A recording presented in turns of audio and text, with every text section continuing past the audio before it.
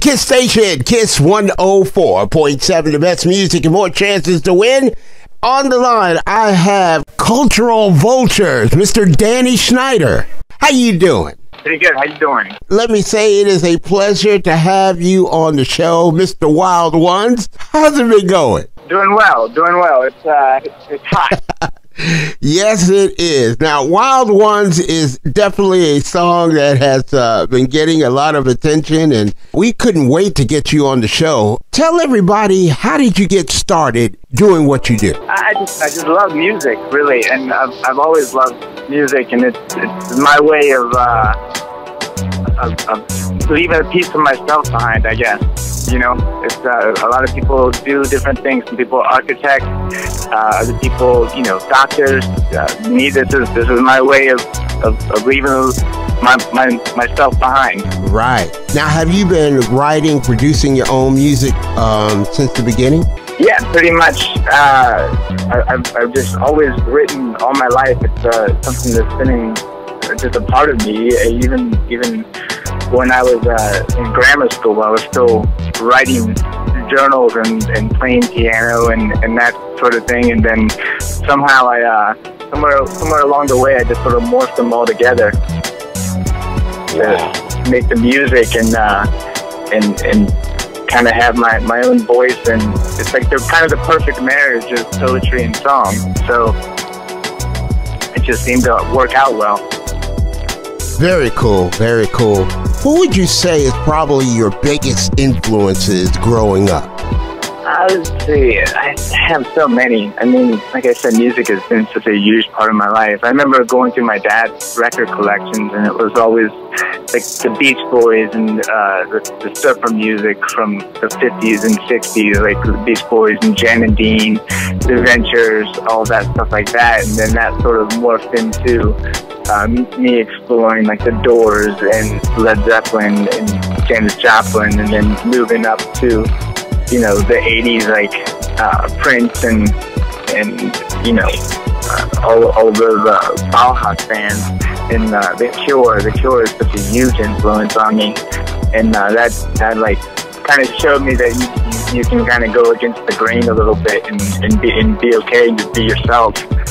And with that kind of music, and it's always been like a progressive state. Massive Attack is always been amazing to me, in Bjork, in the whole grunge phase with Nirvana and Pearl Jam. It's just never ending, and it's hard to just pick one genre and say, well, this is it for me. And because music is, to me, it's how you feel in the moment, and you kind of pick a song that matches how you're feeling, and that's how it is. That's how it's always been for me. And life isn't black and white. There's a lot of gray.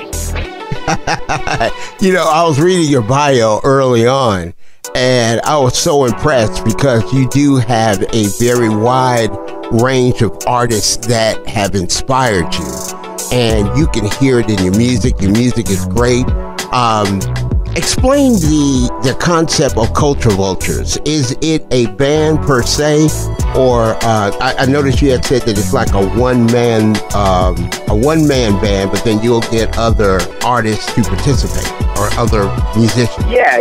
So I'll write all the music and the lyrics, and then when it comes to recording or touring or something like that, I'll have musicians come with me, and it's basically whoever's available. I have a list of just amazing musicians that I'll work with, and I'll be like, are you available to do this show, or are you available to come into the studio and record? And I'll do the guitar stuff and some of the piano stuff and that sort of thing. But then I don't play violin, but we'll write the parts out and that sort of thing like that, like on a lot of the songs, and so all the songs, like there's no like actual synth violins or synth cellos. It's all actual studio instruments. We had a quartet and all of that. Just played the parts, and so it became really magical in that sense. Not to say that there's anything wrong with like synthetic violins or anything like that, because they definitely have their place. But it definitely was. It feels really cool to be in the studio with an orchestral quartet behind you, playing with them and that sort of thing. It's just a really unique feeling. It makes it feel very real. Wow. And the sense that I always got for you is you are a true musician. And, even hearing you talk and, with everything, you really, have a passion for music, don't you? Yeah, I mean, I think you have to have if you're doing anything, you have to have the passion for it, and this is just what I'm, to have that passion for this. And otherwise it's not real. If you don't have that passion behind it, it just doesn't feel real. Right. The pandemic has actually changed the way that music is marketed. It's changed a lot of things in the radio industry as well. Has it changed? I won't say necessarily as the ability to make music, but have you found yourself looking at different ways to market your music? And has the downtime of the pandemic actually helped you even create more music? It's the pandemic. It's just a strange. We live in such a strange time. As far as marketing, like, I'm always looking for new ways to market it, because you just want people just to pay attention and listen to what you're trying to do. And there's so much music that gets lost in the shuffle. Like, so many great bands and artists, they just get lost because there's a million other people doing it, or it just becomes nothing more than an Instagram stream or something like that, and people don't realize that, like, a lot of work went into something, and at the end of the day it's worth nothing more than a like on Instagram or something like that. And that can feel a little discouraging. I would say in today's world it's both easier and more difficult to be an artist or a musician or anything like that, because of the fact that there's so many people doing it. Everybody's trying to do it, and so it can be rough for anyone doing it. For me, I did a bunch of actual video shows that are on YouTube and everything like that, where I did some live performances that we just videoed, and with the full quartet and everything. So that was kind of interesting and fun to do, as opposed to just doing the live show. But it felt weird also because, I didn't have that crowd to kind of play off of. So, that's what makes a show amazing, is when you have that crowd and it becomes symbiotic between you and the crowd, and you both need each other at that point, Yeah, you can feel the crowd's energy. I definitely can relate to that. And when it's not there, it's almost like a missing piece. Mm-hmm. Yeah, it is. It feels empty a little bit when you're just doing it in an empty room like that. Like, playing to nobody, essentially, or playing to a camera. Mm-hmm. And for me, anyways, it feels that way. But it's just part of the game, I guess, right now, especially with the state of the world and where we're at. It's a lot of the songs I've written kind of reflect the times that we're in right now as well. Yeah, which kind of led me to the next question. What was the inspiration behind Wild Ones? Wild Ones was it's about those people that take the chance, essentially, that push themselves over the edge and go on the edge, and then just let go of all their fears, and whatever they're chasing after, whatever they are, they don't let fear get into the way of what they're trying to achieve. And that's basically what the whole song is about. It's just, you know, letting go and taking that step to leap forward to do what you're passionate about.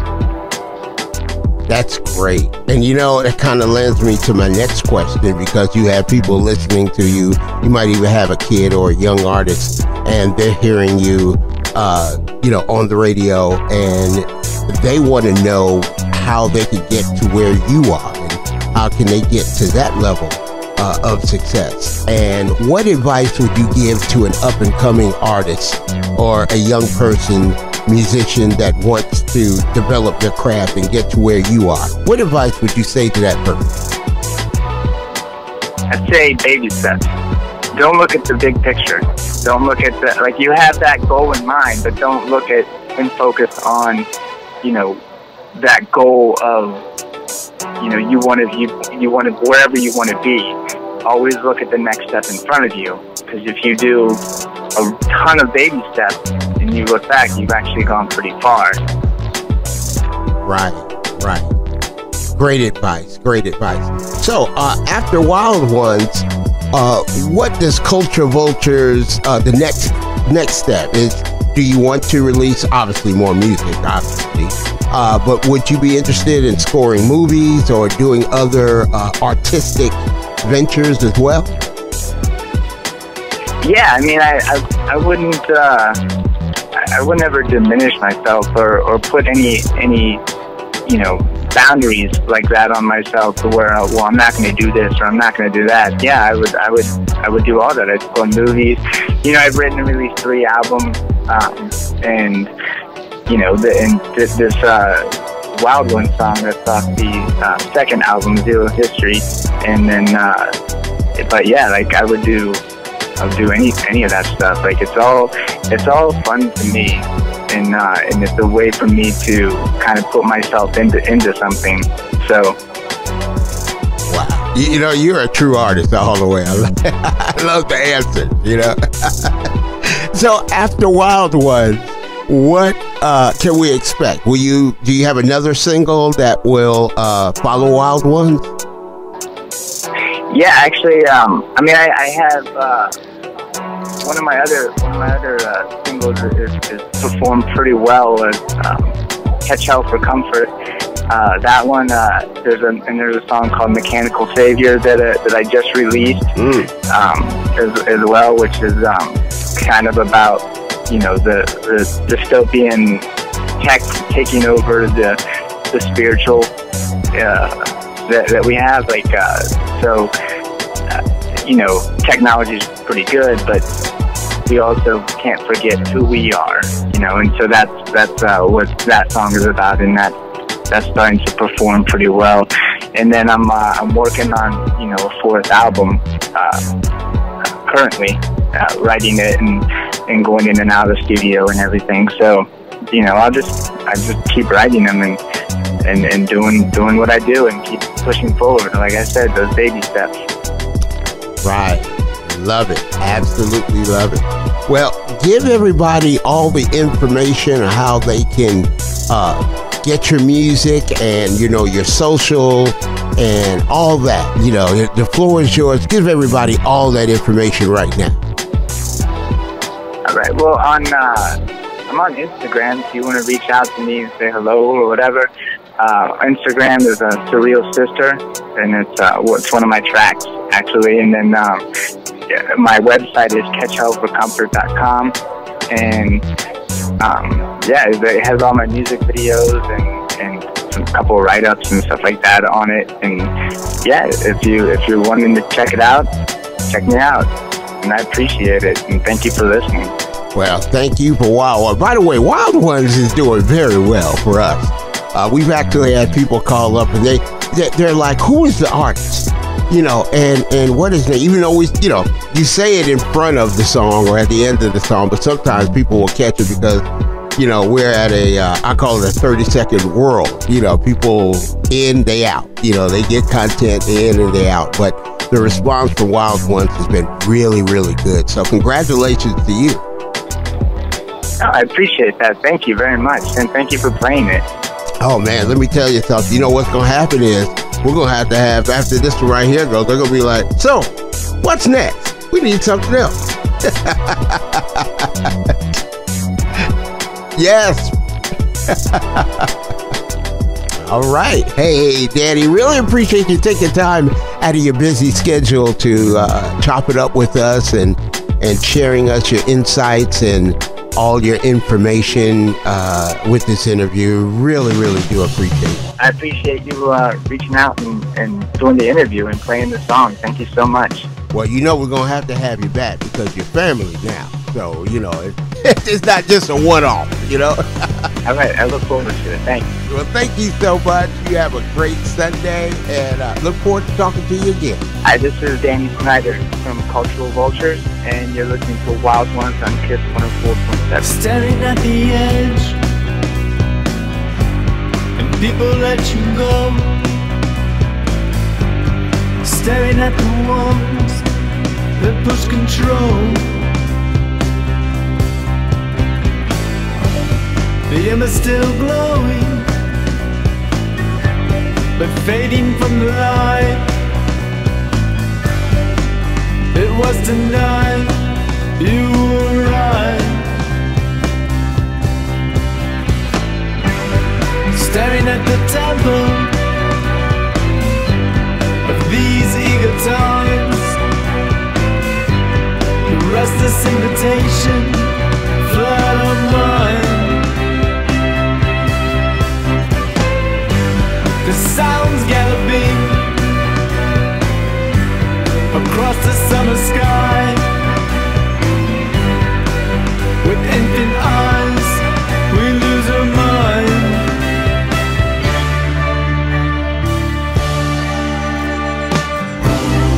We are the wild ones on an envious flight.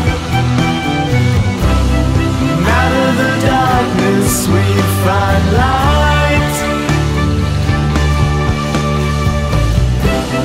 We are the wild ones, as the poet screams. We get stronger as we dream.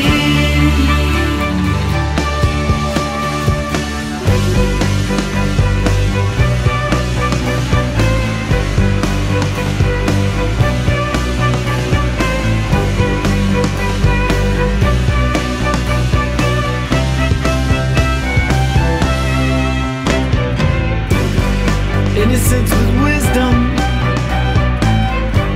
under the pulsing sky.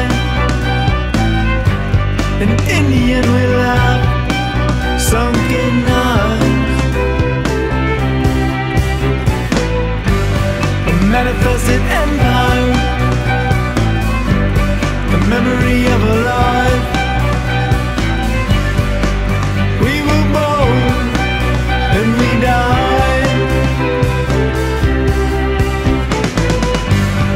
Fiery angel, the weapon of desire, this fortune in our hearts inspires.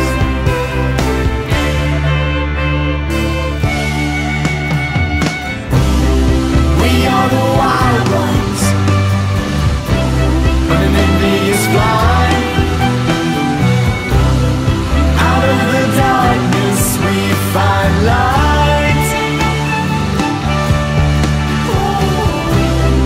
We are the wild ones, as the poet screams. We get stronger as we dream. We are the wild ones, we seek truth. The passion within you will shine through.